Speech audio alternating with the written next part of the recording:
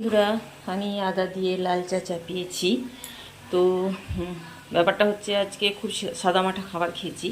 ছেলে স্কুল গিয়েছিল।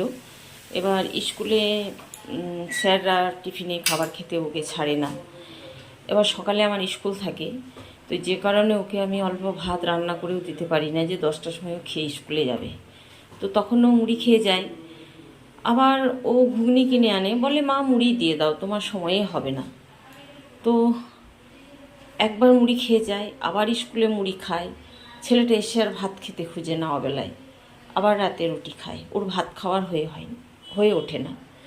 তো যতই কষ্ট হোক স্কুল থেকে এসে আমি করি, ওই গোটা পাঁচেক রুটি আমি করে দিই। ঘুগনি কিনে আনে, কোনো দিন এক আধটা মিষ্টি কিনে আনে, আবার কোনো দিন হয়তো একটু গুড় নিয়ে নেয়। স্কুলে রুটি খেয়ে থাকে। এবারে ওর বাবা আর আমি আজ খেয়েছি, তো আমাদের এখন সিম্পল খেতেই ভালো লাগে। তো আজ ভেন্ডি সেদ্ধ, একটু পোস্ত, আচার, ডাল আর ডিম ভাজা ভাত খেয়েছি। খিদে পেয়ে গেছে। তো এই দেখুন, এই যে তলে ডুবে গেছে, ঢের সারা ছোলা আছে, এই দেখুন তলে ডুবে গেছে। পেঁয়াজ কুচো, টমেটো কুচো। এখন আমরা কর্তা গিন্নি মিলে এই যে লাল চা, ঝাল করে আদা দিয়ে লাল চা। আমি আবার চায়ে একটু নুনও দিই, কেউ হাসবেন নাকি জানি না।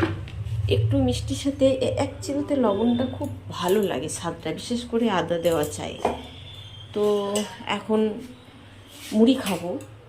আর ছেলে আমার রাতে আজও আর ভাতের মুখ দেখতে পেল না, ও রাতে রুটিই খাবে, এসে আর ভাত খেতে খুঁজে না।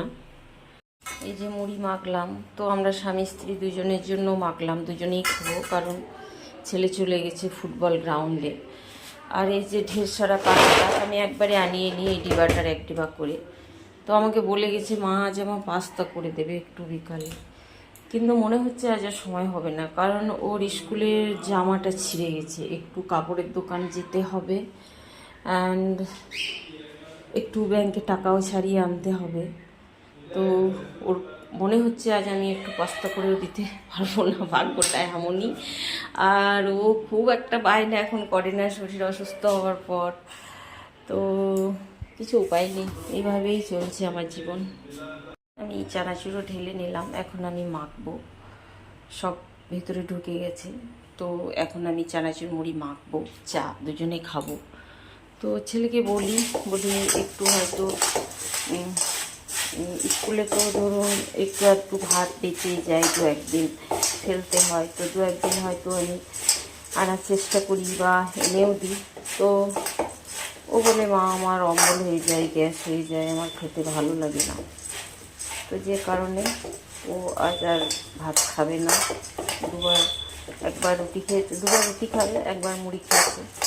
ও কপালে আজ আর ভাত জুটলো না, কী করবো, মায়ের অবস্থা এরকম ওর। তো শুভ সন্ধ্যা, সকলে ভালো থাকবেন।